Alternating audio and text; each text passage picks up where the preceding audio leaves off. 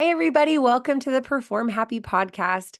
I'm excited today to be hanging out with somebody who has coached one of the best athletes of all time and also is an athlete himself. And the reason why I was so excited to get to chat is because of this human centered coaching that has also produced some of the best teams and the best athletes in the space of men's gymnastics. So, Hiro Sato, welcome to the show.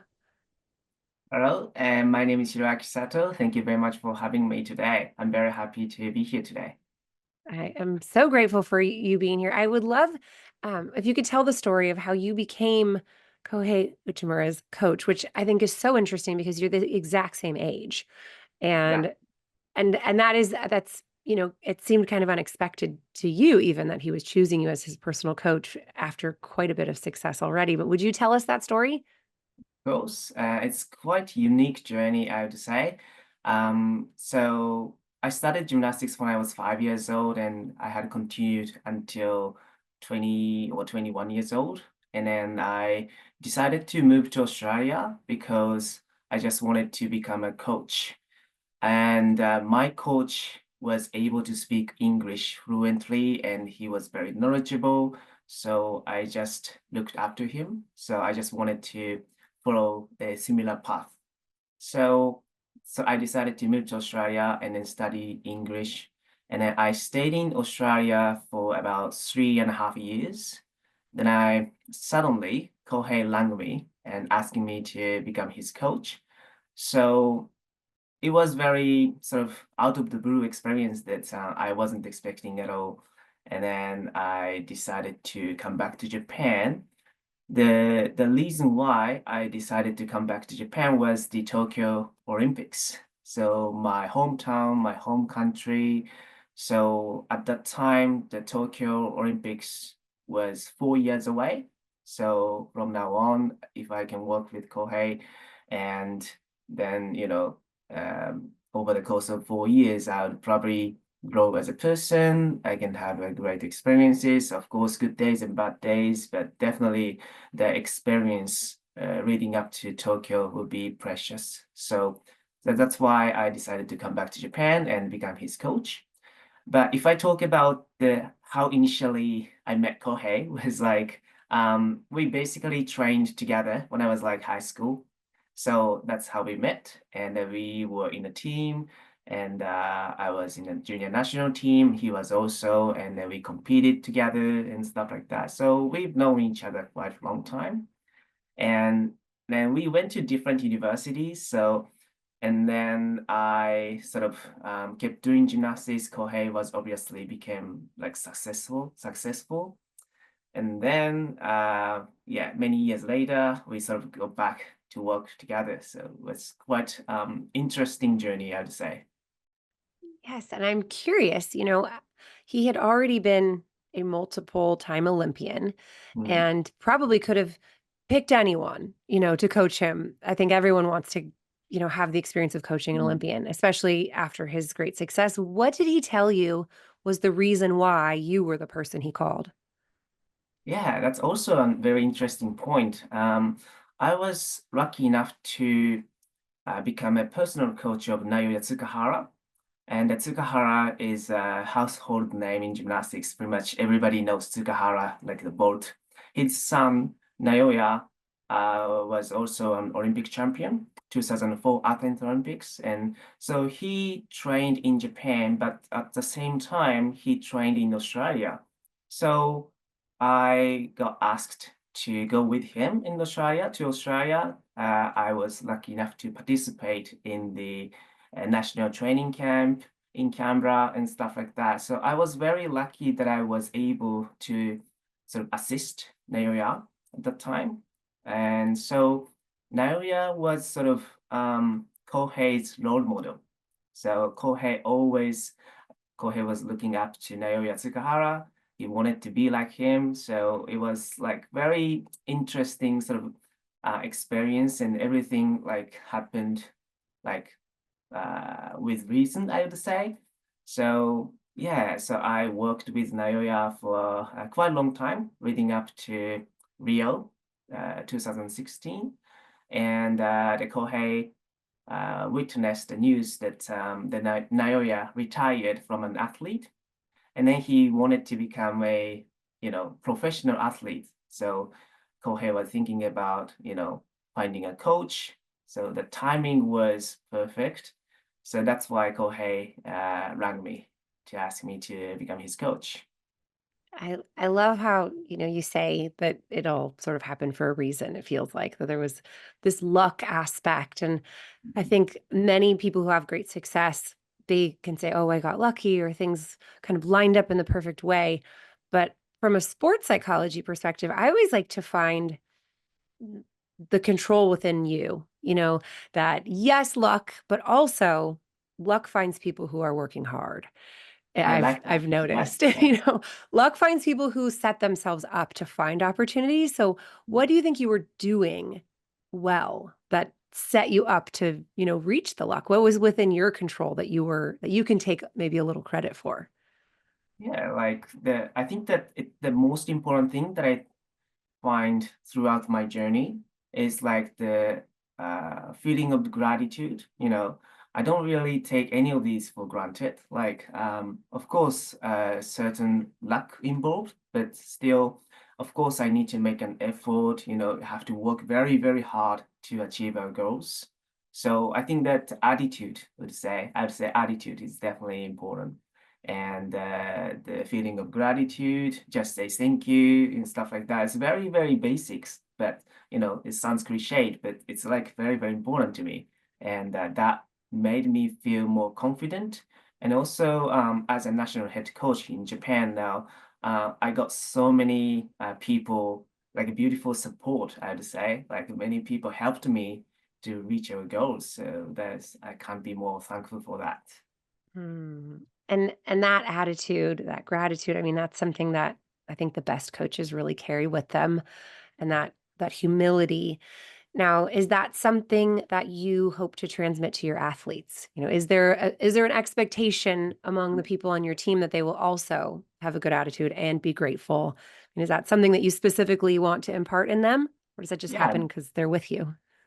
definitely. I think that, of course, I coach gymnastics, but at the same time, I work with athlete.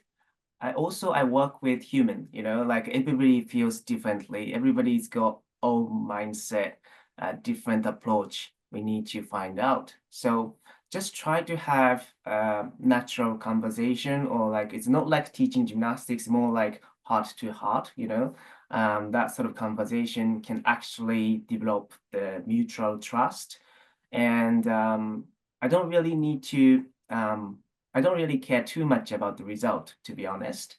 Of course, we need to set a goal, and then we want to try to pursue those targets and objectives. But at the same time, if the gymnast happy, I'm very happy. So that's the fundamental base of my coaching philosophy. Wow. And, you've coached teams to world gold, Olympic gold. So these are my favorite stories, is hearing where people go, it doesn't matter what the results are. I want happy athletes. And then they also happen to win. It's sort of like the cherry on top. It's not the point, but it's the side effect of a great culture. Definitely. Yeah, I strongly believe that the results, the byproducts, if you work very hard and the value, the relationship with the athletes and coaches and judges and all people in gymnastics, and I think that the good result will come naturally. So that is my philosophy. I think that for people who are stuck in what we call in America the old school coaching mentality, that is inflexible, it's rigid, it has to be a certain way or else, and if you can't hang, then you don't deserve to be on this team. I mean, there's a lot of that still floating around in club gymnastics and as athletes climb the ranks. It I think there are not enough stories of happy athletes winning yet, that it feels like a leap of faith to try a different way, to try to have happy athletes. How did you get to the point where you could trust that happiness is what it requires? Did you ever have times where you were, I have to prove something, it has to be perfect? Or did you just kind of take that leap of faith from the beginning of let's just be happy and it'll be okay? Yeah, that's a very important question because the coach's intervention, like involvement, is different in terms of the age of the athletes. If the athletes are very young, of course, the coaches need to assist more. But if the athletes get older, they need to be able to think about themselves. Like they have to find out how to fix the problem parts, how to overcome the fear, things like this.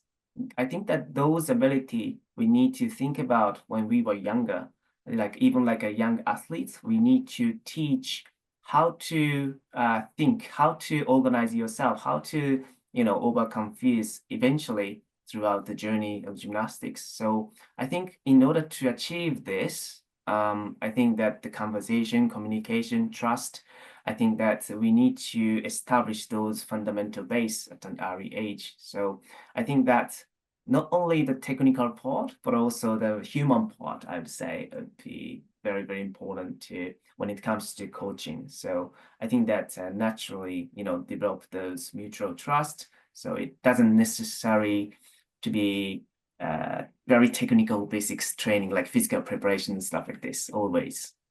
Hmm. So, and I guess it's like they are together for you. It's not that you are deciding which do we choose, happy or technical. It's that if you are building the relationship while you build the technique, it's a natural progression into great technique, a great relationship, and an athlete who feels good. Is that what Yeah, I'm of hearing? course, we need to have the technical expertise, and you need to, create the, well organize the program, training program, and set up the practical goals and everything like that. But at the same time, we need to find out the balance between very serious training and fun part, and so that the gymnasts can enjoy. I think that even now, like even like Olympic gold team members, and they train in the National Training Center sometimes and we get together. We try to organize like stick comp, for example, like a game, and then everybody enjoys it. So that sort of atmosphere can create more positive environment. So traditionally speaking, in gymnastics, it's considered to be very negative practice because the coaches got so much power. Some coaches were dictatorial, and the athlete had to follow what the coaches say, even though the instruction was unreasonable. And I witnessed so many times, even like when I was younger, the other gymnasts were like that, other coaches were like that, unfortunately.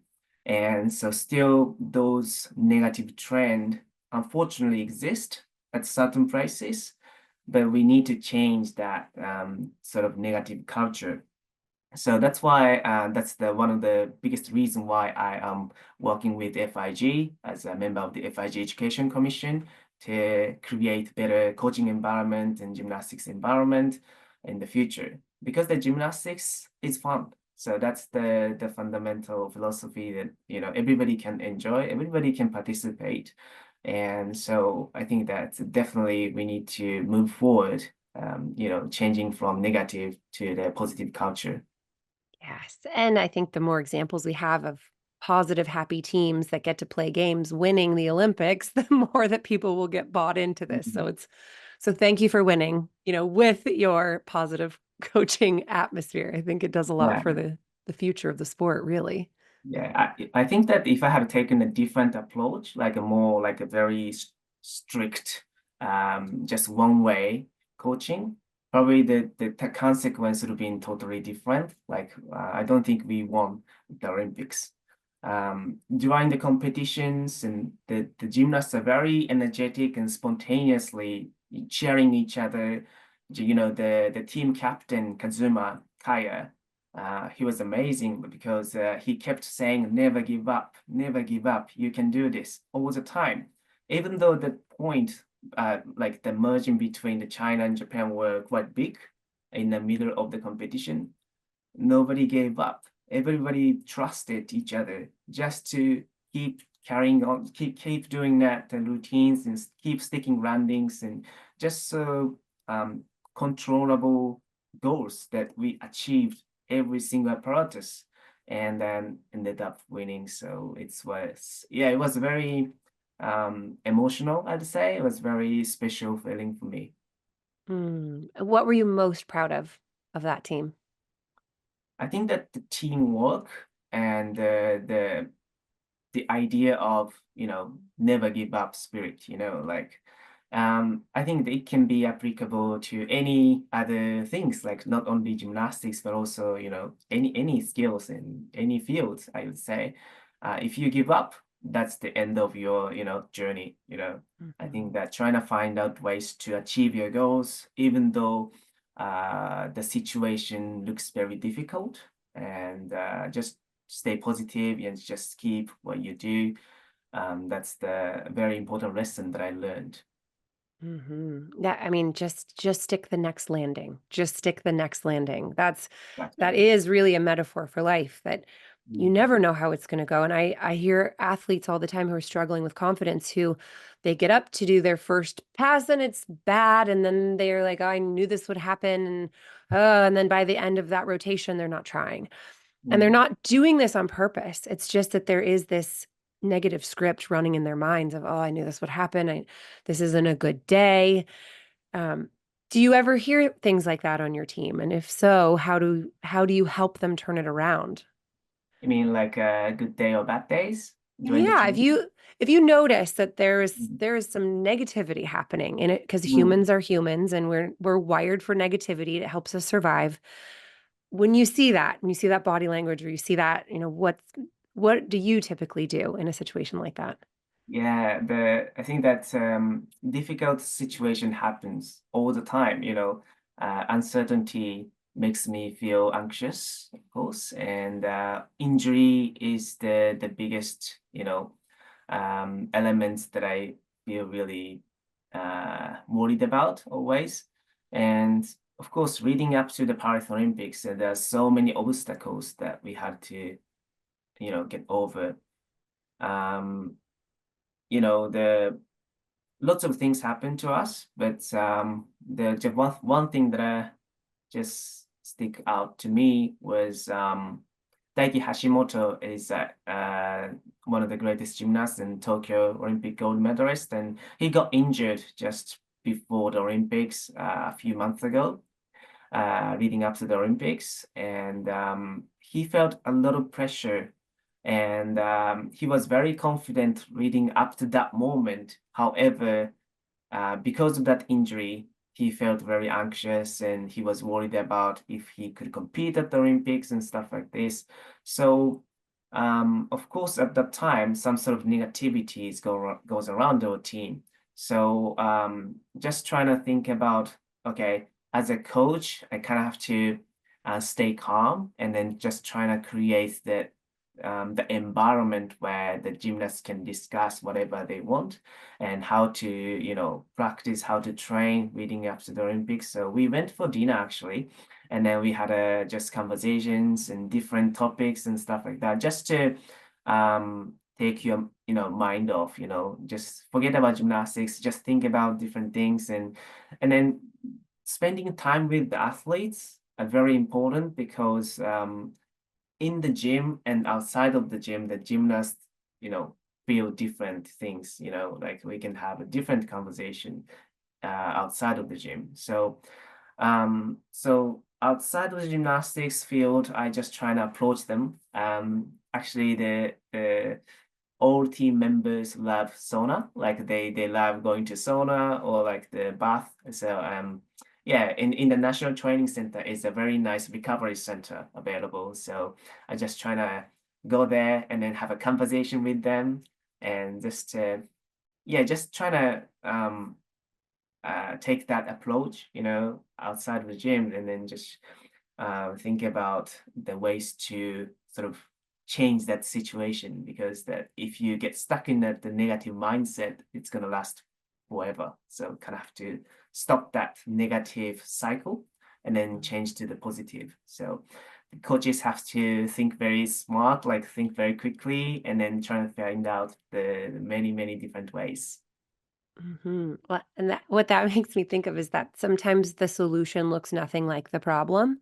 Mm, That if the problem is negativity, it's not about you walk over to them and say, "Be positive and try harder." I think plenty of fairly inexperienced coaches say, stop Yeah. scowling and get to work. Whereas you have that empathy inside, you Mm, feel for them, and then you take them to dinner and you mm, bond and you build a relationship where there is that safety for them to mm, then, on their own terms, say to you, okay, mm, I'm stressed, I'm pushing myself, I'm pressured, I'm hurt. That I tell that to parents, that if parents want to know what's going on with their athletes, they need to stop asking questions in the car mm. and start jumping on the trampoline with their child and Yeah. going to get their nails done with their child and going, doing something with the athlete where they feel comfortable, and then they can be the one to open up and share. Mm. So you're creating those opportunities often instead of trying to create sort of quick fix Exactly. dictatorial Mm. moments in practices. That's what it sounds like. Yeah, exactly. Because sometimes I have to say something that athletes don't want to hear. Because sometimes I have to criticize some sort of, certain skills.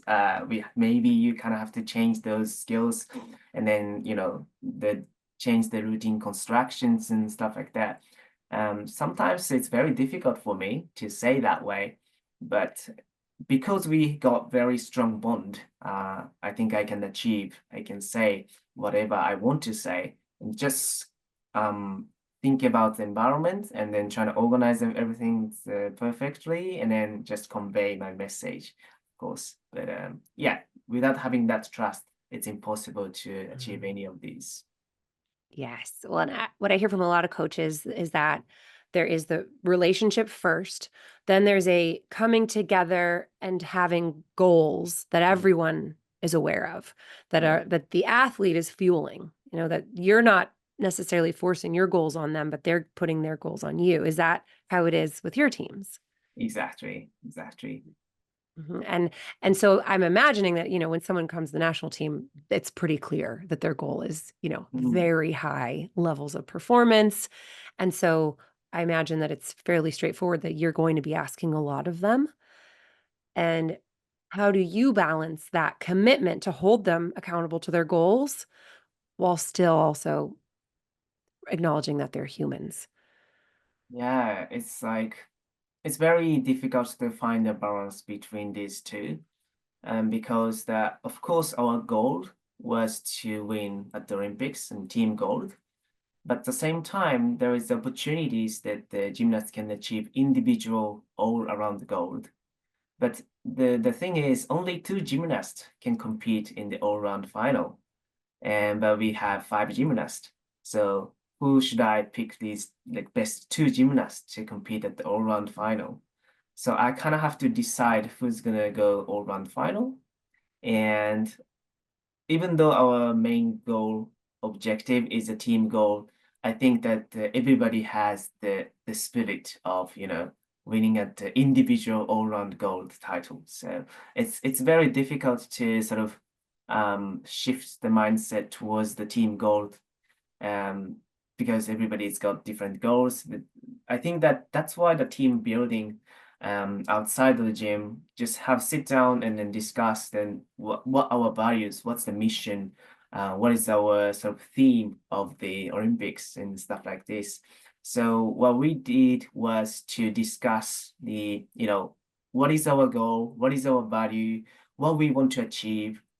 It's not like a result, but also in the long run, like after maybe like 10 years time, how we look back on the Paris Olympics, what we want to achieve. And then if you look back on 10 years ago and how I feel and stuff like that, that's that sort of discussion we did. That was pretty good because I got a lot of different opinions, different ideas.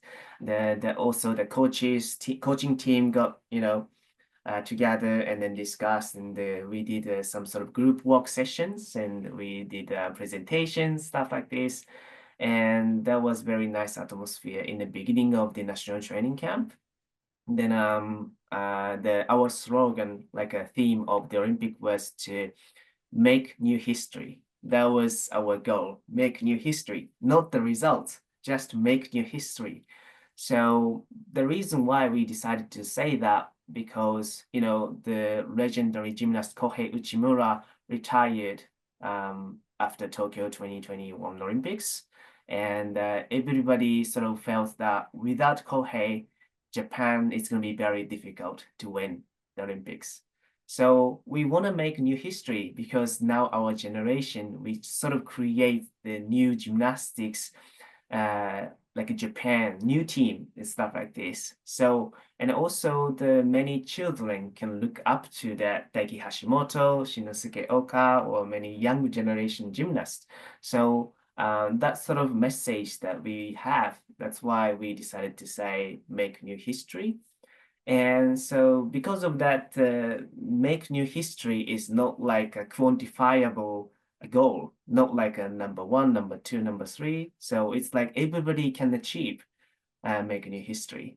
So I think that sort of mindset is very important. So that's why without having any conflict or argument, we sort of went to the same direction straight away afterwards. Amazing. Well, okay. So I think about these high pressure situations that you Mm. end up in with these athletes. And I'm curious what you do as a coach or as a team to really develop mental strength in the Mm. athletes and some of the things that work best in your experience.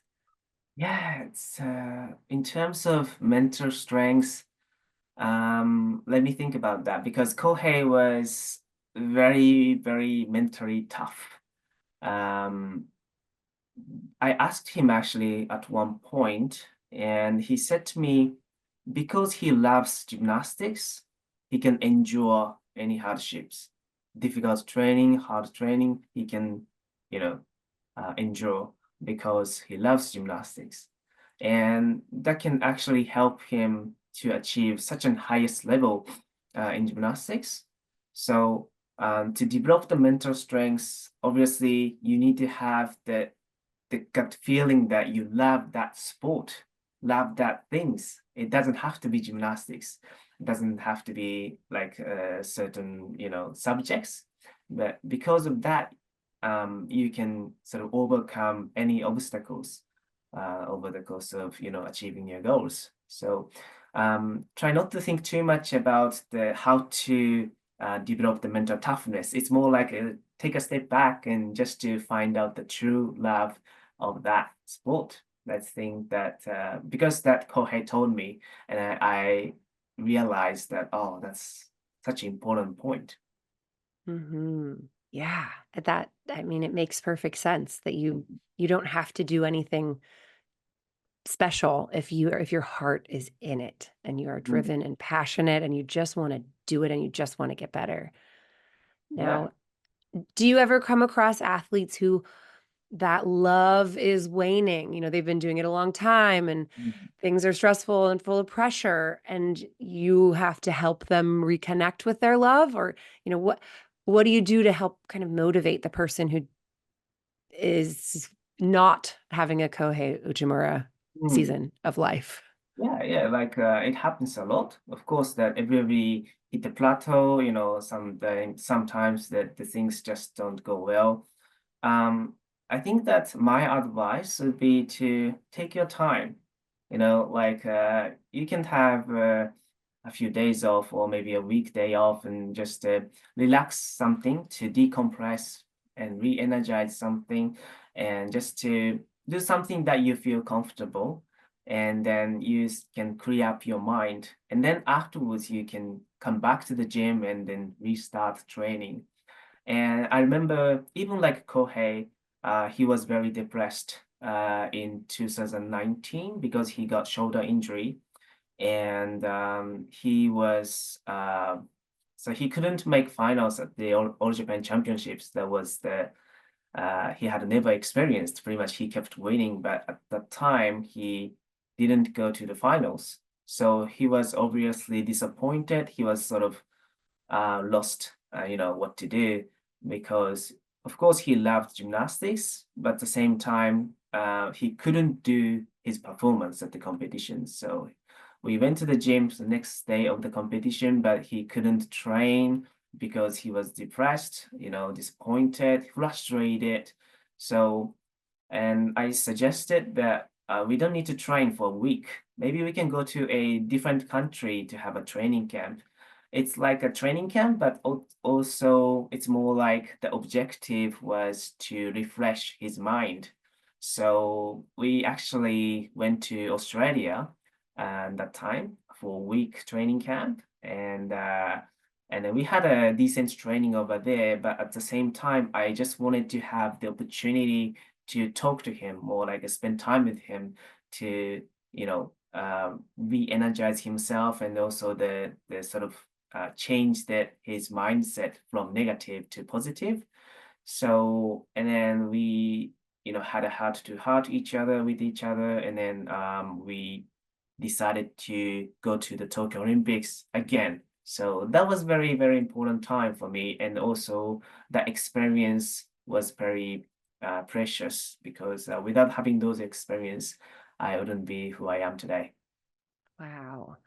Wow, and I mean, that's brave.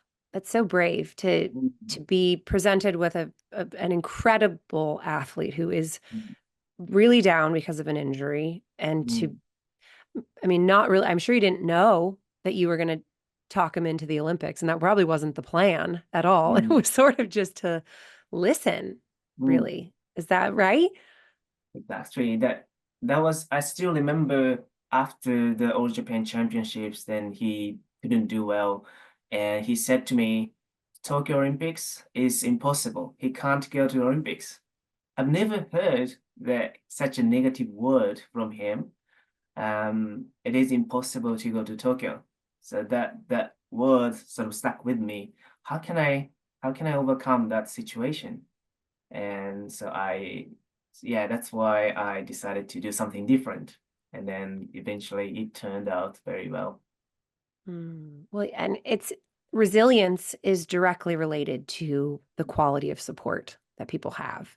It's one Mm, of the best indicators of resilience is when people have a soft place to land, they can take bigger leaps, they can take bigger risks. They mm, know that they have a foundation from which to jump. And exactly. so that's the incredible thing is that just being a support, being a smiling face in a Mm, crowd can give someone what they need in yeah, on a biological level to do something hard. And I mean, that's just incredible to think, for coaches, for parents, for anyone who's the support squad, your job is not to talk people into what they're capable of. mm, It's your job is to be there and catch them and listen and love them and really be neutral that, mm, yeah, if you didn't get to go to the Olympics, what I'm hearing is that it would have been okay for you. mm, true. And for coaches out there, I mean, I think that's a hard pill to swallow that Mm, if your, prize gymnast says, I can't do this anymore, then you don't get to go. So there can be a lot of pressure to go, well, no, no, no, no, no, no. Listen to me. Let me tell you how great you are. But mm, that often can be heard, as the athlete, like, well, you're not listening. You don't hear true. me. Yeah, And when you feel heard, then you've got the capacity to take risks. And you know that exactly. you'll be loved Yeah, and accepted regardless of the outcome. true. Yeah. Yeah, So I powerful think lesson. that the coaches need to develop the capacity to deal with the pressure and stress. This is something that I always keep in mind, that you need to take care of yourself as a coach. Of course, that as a coach, always you think about your athletes or other people, but actually treat yourself, like just to think about yourself, take care of yourself. It's so important, um, especially when I experienced Tokyo Olympics, and after the Tokyo, I was suffering from shingles, like because that was so much pressure, a high pressure situation and stress, and I felt that there's so much pain in my back and stomach, and it's all over my body, and but the World Championships was approaching in just a month, so I had to work and have to carry on. And my body was sort of almost like collapsing at the World Championships in Kitakyushu in 2021. But I just kept doing it. But after the World Championships, I felt really exhausted. So I think that probably that part of my experience is not really great. So yeah, I think that look after yourself is such an important point. And well, what did you learn from that experience that helps you to do things differently now? Yeah, if I had taken care of myself beforehand, the consequence would have been different. Like I didn't need to suffer from that pain. So I think that just treat yourself on a daily basis. Like at the moment, I coach gymnastics, but at the same time, I love listening to music, just trying to spend time with my family. I've got 3 years, almost 3 years old son. So I just trying to hang out with him, like just spend time with him because I'm always away from family, like a training camp, competitions. So I just trying to take advantage of this opportunity at this time. So just I'm in Japan. So yeah, stuff like this. Just do small things, but that actually reduce my stress and also feel happy and feel comfortable. And so that helps me to build up the capacity to overcome pressure. I think that the most generous humans are the people who are so great at nurturing others and looking out for others and helping others to find balance and helping others to reach their potential. But, the kindest, most generous people are often the ones who forget themselves. Okay. And I know for a fact I have two little girls, and Mhm. when I have not been nurturing myself, I am less good at parenting. I Mhm. am not as patient. I'm not as calm. I'm not as snuggly. I'm more in a hurry and I feel like we have deadlines and we have to get out of the house. Whereas if I had a great breakfast and I got enough sleep and I take a second to breathe and look out the window before I Mhm. get into go mode, I'm a better parent. And so I Yeah. imagine if you are taking good care of yourself, it might feel selfish, but it's ultimately going to benefit every single person who you're supporting. Exactly, exactly. So, like, if you take a day off, you feel guilty because you are not working with the gymnast. But actually, not. If you can treat yourself and you can perform better tomorrow, so Mhm. the next day, I would say. So, I think that, yeah, just to think about the more in the long run and the mental health, physical health, and emotional health. I think that's a very important thing to remember. Absolutely. So, as we wrap up, I would love to know, when you look back on your career, so like you had said with your athletes, when you look back in 10 years, what do Mm, you want this Olympics to have meant? When you look back on your career, mm. what do you want your legacy to be? What do you want people to remember you for? Um, let's say, like I said before, the results are the byproduct, and that's the legacy that I want to carry because obviously that everybody wants to pursue the specific goals like the results because the results are very tangible. Everybody can see you feel proud but everybody can achieve excellence. It's not like you don't have to achieve perfection each time. You can achieve excellence on your gymnastics. So I always tell the gymnast that I want you to do your gymnastics. It's not my gymnastics, your gymnastics. I want to see your gymnastics because your gymnastics can do only you. So I think that's a very important message that I want to convey, and everybody sort of feels differently, but I think that always keep in mind.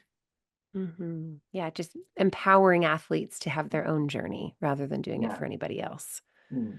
Yes, wonderful. Well, Hero, I'm so grateful for this opportunity. I know you're stepping away from gymnastics currently to have this conversation. So you can get back to work doing your magical work. And if people want to follow you or Uh-huh. contact you, what's the best way if they have questions or just want to see your journey? Okay, so I do have an Instagram account and Hiroaki1460, Hiroaki 1460, and you can just DM me or contact me anytime. So I'm just trying to reply you as much as I can, but depending on the time schedule, but I do my best. Yes, wonderful. Well, I will be cheering you on, and I'm so grateful for the impact that you're making in the gymnastics world. Thank you so much for being here today. Yeah, thank you so much for having me. I had a great time, and yeah, please invite me another time. I'd love to have another conversation. Yes, absolutely. Absolutely. Well, thank you.